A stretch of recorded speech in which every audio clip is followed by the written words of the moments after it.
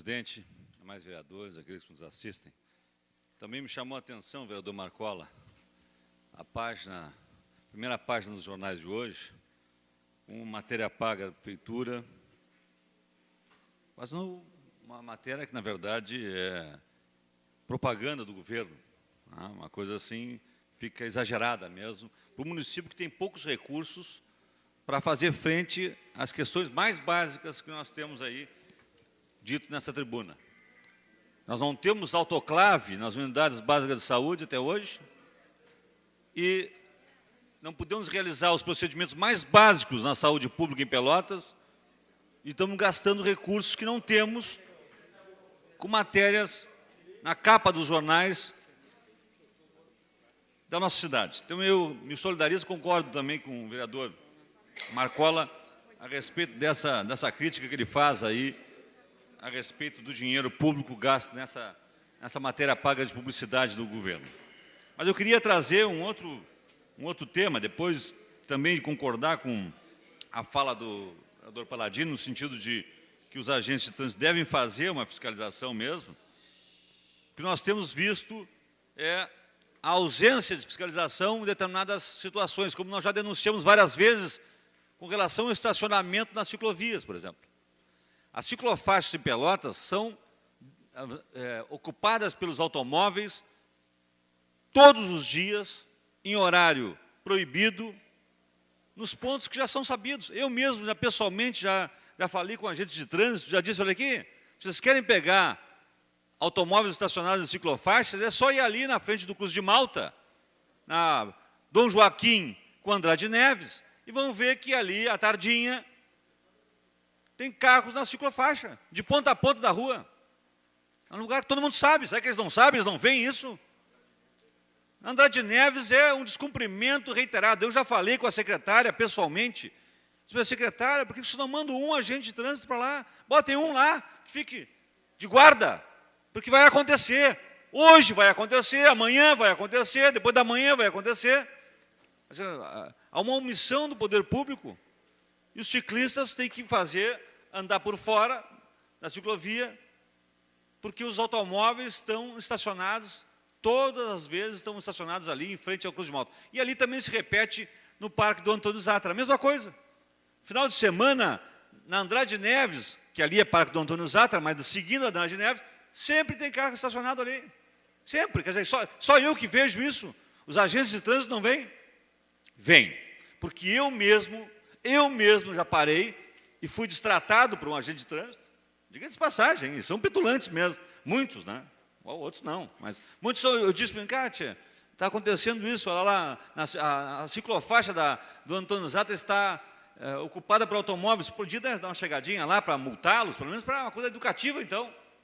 Ah, não posso ir lá, vereador, agora não temos viatura suficiente.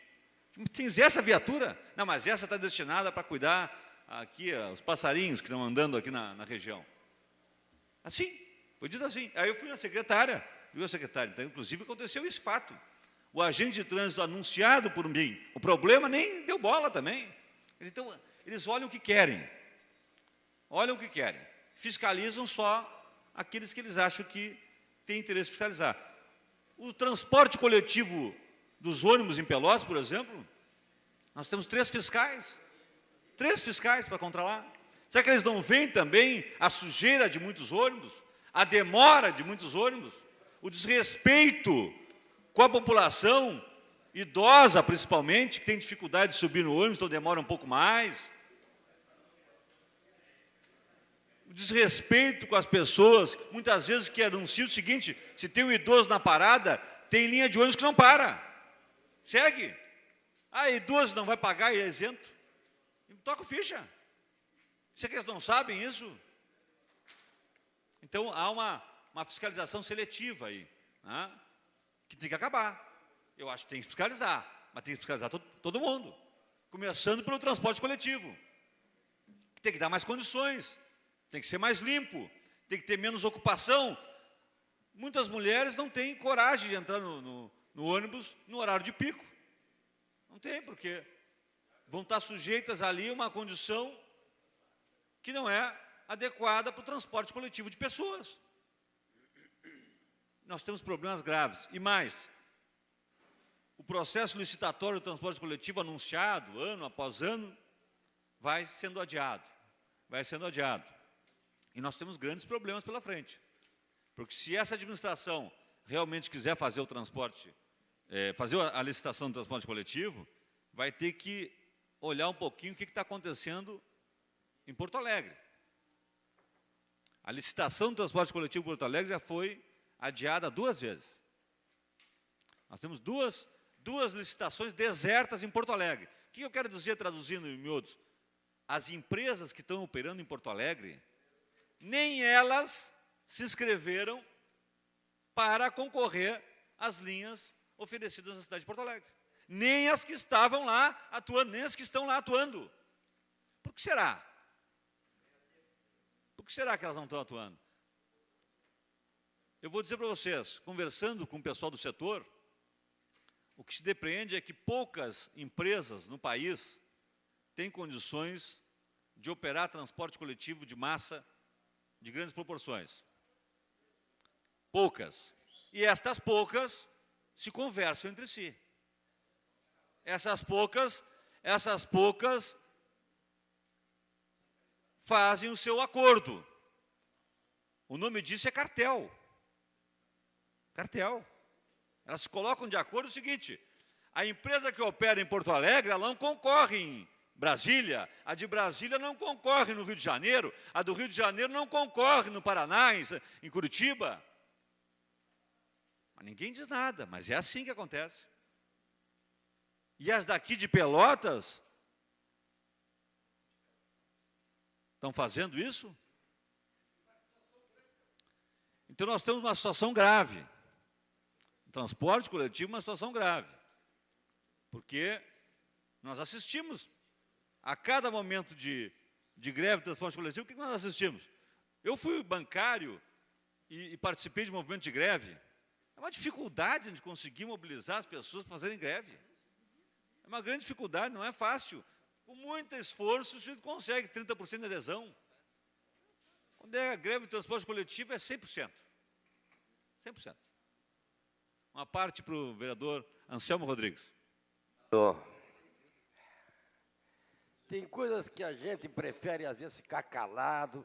Fica calado por muito tempo, mas não consegue ficar calado por todo o tempo.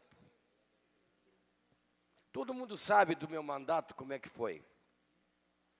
No ano de 2000, em torno de agosto, mais ou menos, eu recebi o segundo ou terceiro ultimato do promotor para fazer a concorrência ao transporte coletivo, que tinha escoado todos os prazos possíveis. Mandei agilizar. Acabou a eleição, eu recebi um outro ofício, cancelado. O senhor não vai fazer. Vamos deixar para o próximo prefeito. E já se passaram 14 anos. Obrigado, vereador Anselmo. Só para concluir, nós fizemos uma audiência pública aqui, lá no mês de junho, com o secretário de Mobilidade Urbana de Santa Maria. Em Santa Maria, se colocassem ar-condicionado, Santa Maria do Porto de Pelotas tem praticamente o mesmo número de ônibus em operação, o salário dos motoristas é maior, o salário do cobrador é maior e a tarifa é R$ 2,60. R$ 2,60, Santa Maria. E mais, feita a planilha de custos, se colocasse ar-condicionado em Santa Maria, seria R$ 2,73. A tarifa de Santa Maria hoje, com praticamente o mesmo número de ônibus em circulação, mesmo número de linhas, pagando melhor o motorista, pagando melhor o cobrador, praticamente o mesmo, a extensão é praticamente, as linhas são praticamente o mesmo porte, e hoje a tarifa praticada lá é R$ 2,60. Ah, mas tem menos isenções. Não mesmo. Santa Maria tem também 30% de isenções. Até o sujeito do reformado do Exército tem, eles são uma zona militar, tem até mais isenções que nós aqui. E consegue praticar uma tarifa de R$ 2,60 hoje, e se colocasse ar-condicionado nos ônibus, seria de R$ 2,73. Nós estamos pagando R$ 2,75 em Pelotas. sem ar-condicionado e sem as condições mínimas aí para ter como atrativo esse meio de transporte tão importante para desestimular a compra de automóvel particular, de motos, e fazer com que a população, a maior parte, todos nós, quem sabe um dia, possamos ter no transporte urbano público, dos ônibus ou de outros modais, como principal meio de transporte, como são as cidades do primeiro mundo. Obrigado.